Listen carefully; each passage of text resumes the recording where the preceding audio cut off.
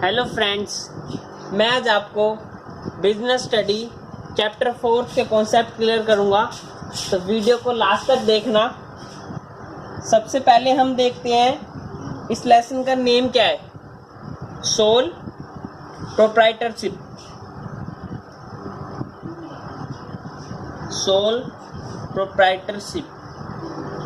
Sole proprietorship क्या होता है?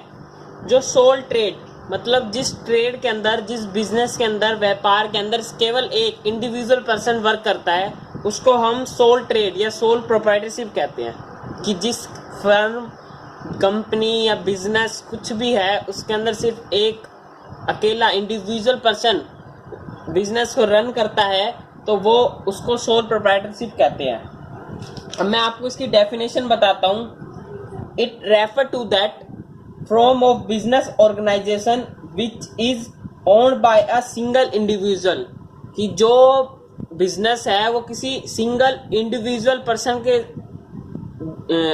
रन करा जाता है, उसको हम सोल प्रोप्राइटरशिप कहते हैं। अब इसके फीचर क्या हैं वो देखो। Features of sole proprietorship. इसके फीचर क्या क्या हैं वो हम अब आपको बताता हूँ। फर्स्ट फीचर क्या आता है इसका? Individual ownership. इंडिविजुअल ओनरशिप का मतलब क्या है? इंडिविजुअल मतलब सिंगल पर्सन, ओनर मतलब जो उस बिजनेस का मालिक है। सिंगल पर्सन जो अपने बिजनेस को रन कर रहा है, इंडिविजुअल, उसके साथ कोई भी उसका पार्टनर नहीं होता और कोई अनदर पर्सन नहीं होता। सिंगल अकेला ही अपने बिजनेस को रन कर रहा है, अपने बिजनेस को ऑन कर रहा है, मैनेजमेंट कर रहा है, उसकी मैनेज कर रहा है सब कुछ। इंडिविजुअल ओनरशिप वो सोल प्रोप्राइटरशिप फीचर है कि भाई वो अकेला ही बंदा बिजनेस को रन करता है। Second point, sole management.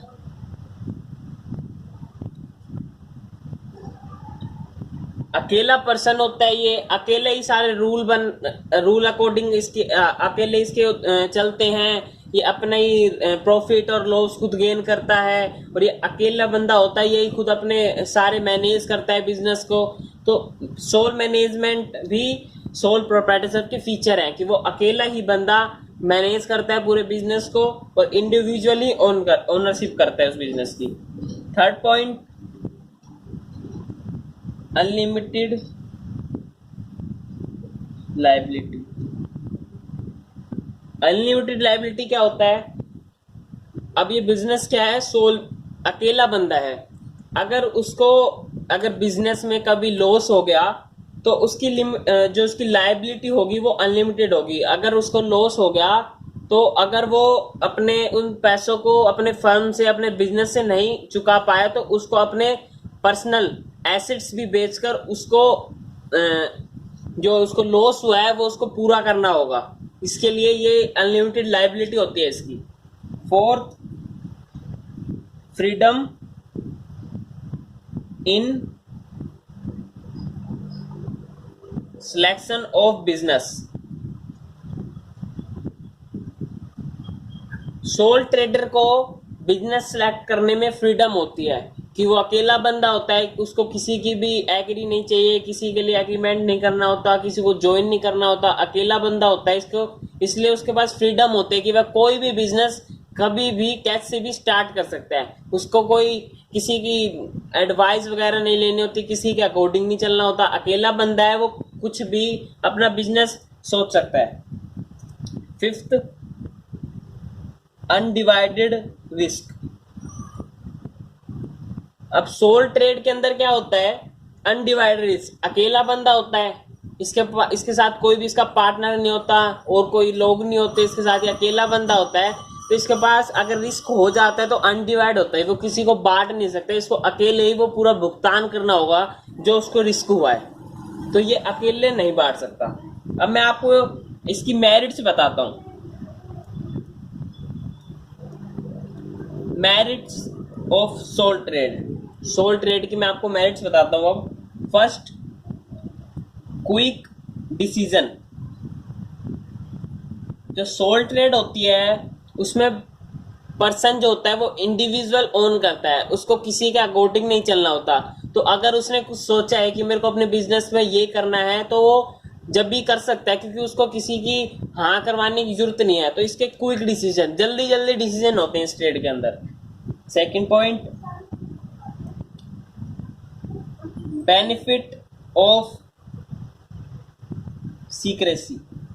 Soul trade के अंदर अकेला बंदा है, कोई इसके साथ नहीं है, तो बिजनेस में कुछ भी इसके सीक्रेट है, डॉक्यूमेंट्स है या कुछ भी है, वो इसके पास ही रहते हैं, क्योंकि ये किसी और कोई है नहीं इसके में, तो वो किसी को बताते नहीं, ये अकेला इंडिविजुअल पर्सन होते हैं। तो बेनिफिट ऑफ सीक्रेसी मतलब इसकी जो भी चीजें सीक्रेट रहते हैं, सिर्फ इसको ही पता होता है। Third, easy formation. अब जो सोल ट्रेड है उसमें अगर कोई भी जो उसका मालिक या ओनर है उसने सोच लिया कि मुझे ये बिजनेस रन करना है, तो वो उसको कर सकता है। उसके पास कैपिटल होनी चाहिए, वो उसको रन कर सकता है बिजनेस को। उसके लिए उसको किसी की एडवाइस नहीं लेनी, किसी की एग्रीमेंट नहीं लेना, बस वो लीगल बिजनेस होना चाहिए। तो इजी फॉर्मेशन, ये इजी से फॉर्मेट बन जाता है बिजनेस, क्योंकि अकेला बंदा होता है, कोई प्रॉब्लम नहीं होती। अब मैं इसके लिमिटेशन बताता हूं आपको।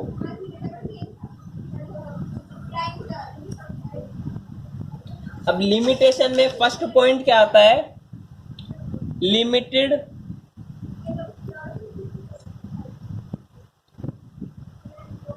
Source of capital. कैपिटल तो आपको पता होगा, कैपिटल क्या होता है, पूंजी। जो हमें बिजनेस स्टार्ट करना होता है उसमें सबसे पहले मेन हमें कैपिटल होना जरूरी है, तभी हम बिजनेस को रन कर पाएंगे। लिमिटेड रिसोर्स, अकेला पर्सन होता है इसलिए इसके पास ज्यादा रिसोर्सेज नहीं होते कि बिजनेस के अंदर कैपिटल इंट्रोड्यूस कर सके, लगा सके बिजनेस के अंदर, क्योंकि अकेला ही पर्सन होता है। जब एक आप सोचो खुद, एक 50 बंदे हैं वो एक बिजनेस के अंदर मिलके पैसे लगाते हैं और एक बंदा लगाता है, फर्क कितना पड़ जाता है। तो इसके पास लिमिटेड रिसोर्सेज होते हैं, इसके पास कैपिटल ज्यादा मिल नहीं सकती। अकेला बंदा होता है तो अपने अकॉर्डिंग ये कैपिटल लगाता है, तो इसके पास लिमिटेड रिसोर्सेज होते हैं। Second point,